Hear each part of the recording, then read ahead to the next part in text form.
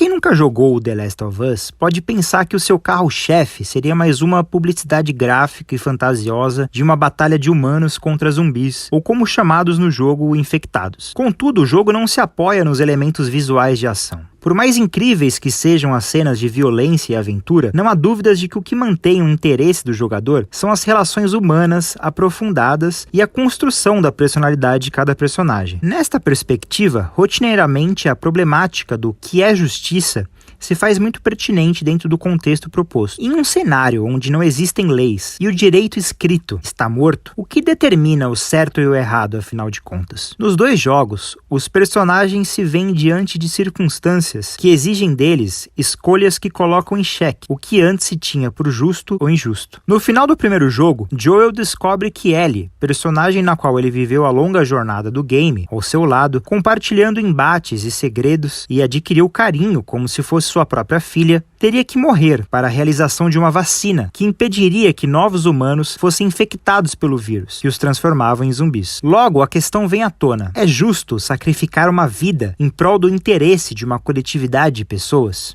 Joel acredita que a humanidade deve se arriscar na tentativa de salvar uma criança. Marlene, líder do grupo que organizou a busca pela vacina, defende a não menos coerente ideia de que o interesse de toda uma população de sobreviventes deveria se sobrepor ao interesse de uma só pessoa. Essas escolhas estão diretamente ligadas à filosofia do direito. Ambos simplesmente buscam defender aquilo que lhes parece mais justo, segundo sua própria ótica. E neste contraste, temos o utilitarismo de Bentham e o imperativo categórico de Kant, duas visões diferentes de se lidar com uma mesma situação concreta. É fato que Joel alinha-se à visão kantiana de que não se deve contabilizar as pessoas como números em uma equação. Para ele, várias pessoas não são mais importantes ou valiosas do que um único indivíduo, simplesmente porque não se pode medir o valor ou a importância de alguém em uma escala quantitativa. Para Joel, esse contexto ameaçador deve encontrar limites, e um deles é o respeito à dignidade de cada pessoa, compreendida como única e singular. Já Marlene adota uma postura muito mais pragmática e notadamente congruente com o utilitarismo de Bentham, ao mostrar-se favorável ao sacrifício da criança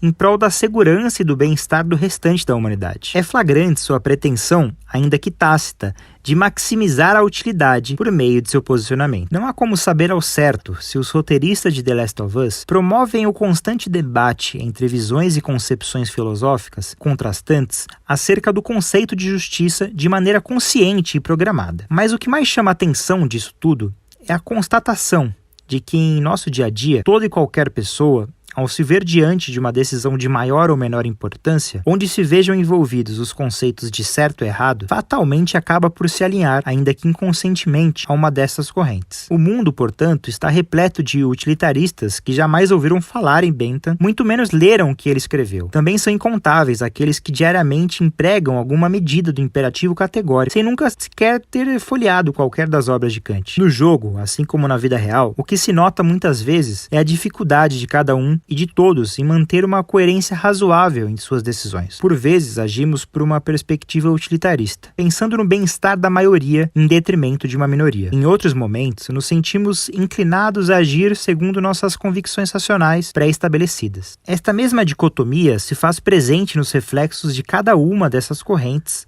sobre o ordenamento jurídico em vigência no Brasil. A Constituição Brasileira de 88, quando vislumbrada por esta ótica, revela uma inconstância na medida em que ora segue pela via kantiana de Joel, ora pela via utilitarista de Marlene. Pensemos na dignidade da pessoa humana. Demonstra acentuada influência de Kant. Nada, absolutamente nada, justifica a imposição de tortura a alguém, independentemente de quem seja ou de quaisquer resultados que possam ser obtidos por meio dessa prática. Esta é a tônica por trás de toda a sistemática dos direitos e garantias individuais, escritos pela Constituição Federal, que os coloca a salvo das intervenções do Estado, mesmo diante do interesse de maiorias. Por outro lado, a primazia do interesse público sobre o privado, característica perene em praticamente todas as relações entre Estado e cidadão brasileiro, parece reconhecer que, em geral, o bem-estar de muitos importa mais do que o de poucos, ou de uma pessoa só. Diante disso, a apurada compreensão dos motivos pelos quais agimos, como agimos, decidimos como decidimos, deve nos levar à busca por uma integridade maior entre aquilo que pensamos e nossas convicções acerca do que é justiça, na teoria e também na prática. E é isso que, como eu, advogado, tenho a dizer sobre The Last of Us.